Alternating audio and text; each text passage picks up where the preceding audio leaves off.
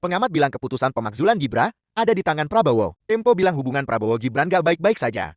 Apakah ini angin segar bagi Purnawirawan? Gue dapat informasi bahwa sebenarnya hubungan Prabowo dengan Gibran pun juga gak bagus-bagus amat. Benar gak sih? Nah, Pram, ini semuanya bermula dari manuvernya Gibran. Kalau kita bisa Google dan ingat ya bahwa ketika Prabowo di luar negeri, Gibran ini mengeluarkan program lapor Mas Wapres. Oh iya. Lalu juga ada bantuan.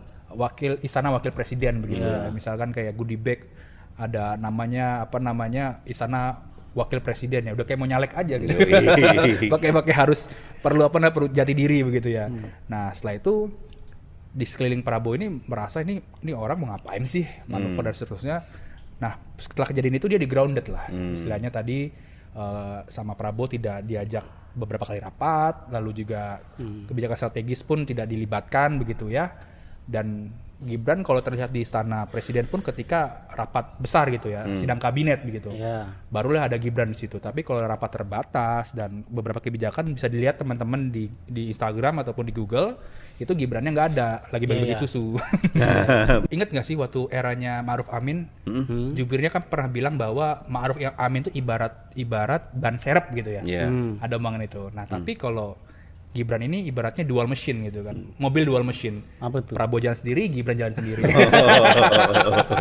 Gue inget dari Januari gue sudah minta kan, coba tolong cari tahu informasinya hubungan Prabowo dan Gibran gitu. Banyak banget Pram, kayak misalkan ini yang remeh ya. Pernah suatu acara Prabowo itu melihat pakaian Gibran dan penampilan dan nggak rapih, selengean begitu ya. Dan itu katanya ada yang menegur Gibran melalui orang-orangnya begitu. Belakangan kalau lu perhatikan Gibran itu udah rapih dan mirip-mirip orang-orang lingkarannya Prabowo kan, rapi-rapi segala macam. Dan ada lagi peristiwa lagi Sen. Apa?